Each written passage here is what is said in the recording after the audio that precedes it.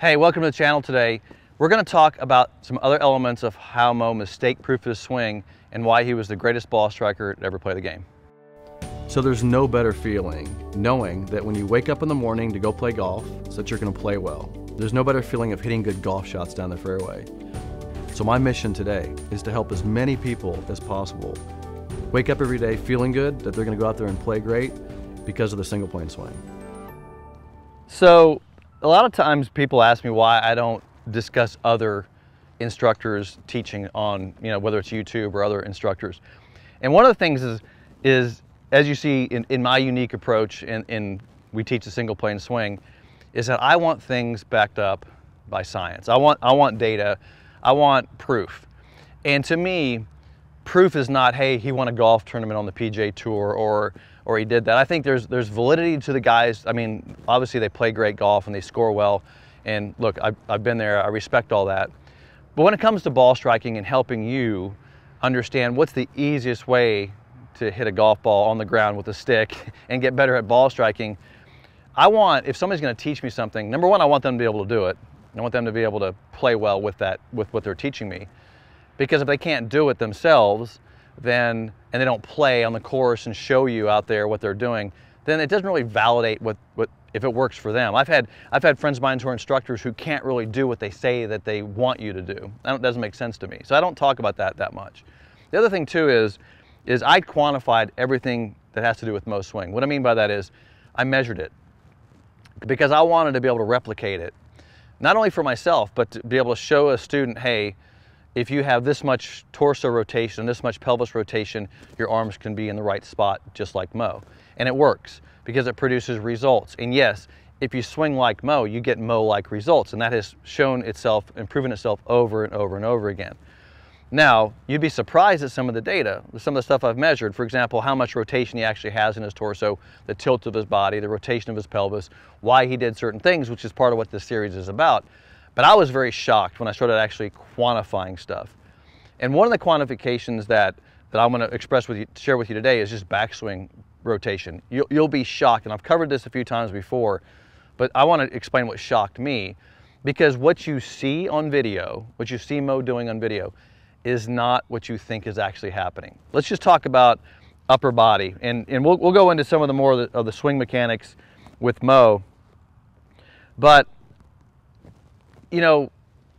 here's what's interesting about let's just talk about address and then go into the backswing, because I want you to understand the quantification of this. And what I mean by quantification is this: when people say shoulders square or shoulders open or tilt of the body, I was simply asking how much, like how much tilt, how much rotation, how much pelvis rotation or upper body rotation was there.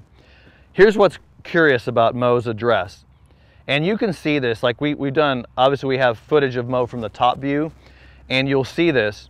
At address, even though Moe placed the club slightly behind the ball, you can see a few inches of club behind the ball, Moe's torso position, follow me on this, torso, upper torso, is different than shoulders. Why is that? Well, pretty simple. The shoulders are independent of my torso. My shoulders are moving in and back independent of my torso. I'm not moving my torso, no rotation, but my shoulders, this one's moving inward. You can call that rotation inward. This one's moving rotationally inward, so they both move in. So where my shoulders end up is different than my torso. I want you to keep that in mind. The other thing I want you to understand is that the arms are conditional on the shoulders. So arms and shoulders, I have to move my arms forward to get my shoulders to move forward. My point is that when you say shoulders square, there's a mistake happening. And if instructors are teaching you to keep the shoulders square, that's a different conversation than torso. So at address, what you see with Moe at address is that even though, and if you go down the line view and look at the difference here, because it's going to take a couple different angles. But when you see Moe from address, here's my address position, you'll notice that the front of the arms is aiming to the right of my target line. So the conventional conversation is his shoulders are closed.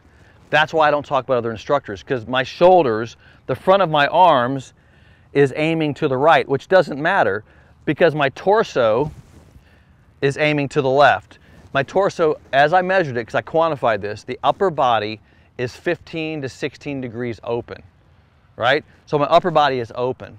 Okay, so my upper body is open, torso's open, but look, my shoulders, people would say, are closed, front of the arms. You see what I'm talking about?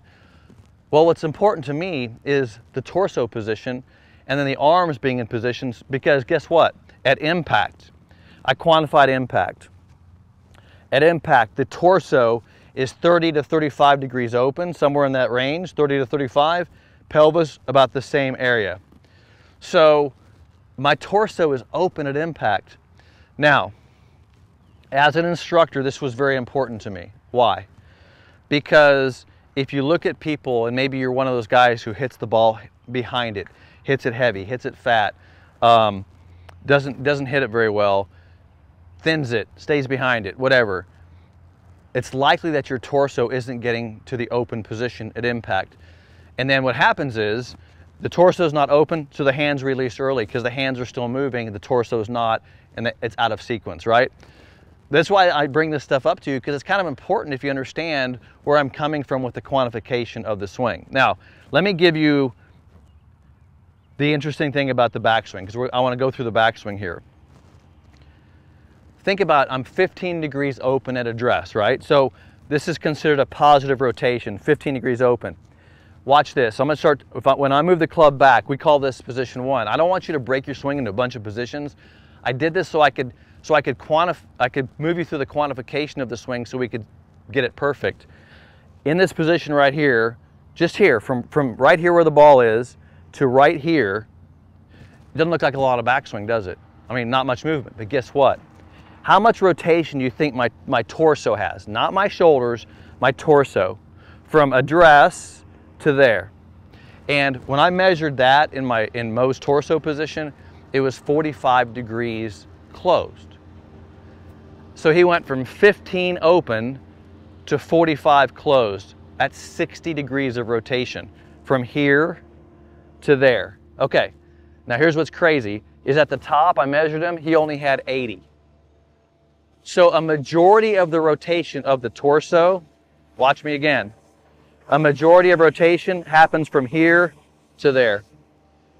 Now this is arms, see, watch my shoulders, watch my arms. From here to the top is mostly arms and shoulders, a little bit of torso. Okay, you got to get this right, and I'm telling you why. Because here's what most people do, and I was watching, you guys, I watch other people talk about swings, I watch other instructors discuss it. I don't comment very often because they haven't quantified the model, right? Watch this. So if I go like this, if I go most arms and shoulders, it puts me exactly on plane. By the way, exactly on plane, which we discussed in the first video.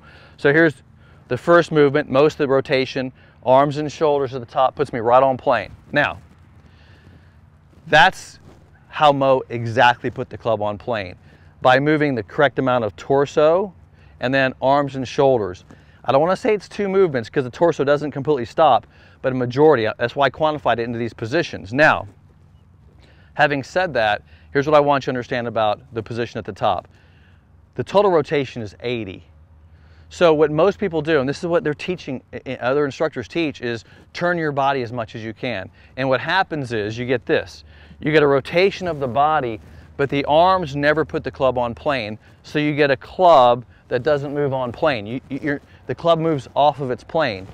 Now a club that moves off of its plane, guess what? It has to find the plane someplace because it's designed to hit it on that plane, so you have to find the plane. So that's what Moe figured out. He figured out, number 1, how much to move the body from address, how much do I move the body here to here, and that, watch the plane of this, it'll be right on plane.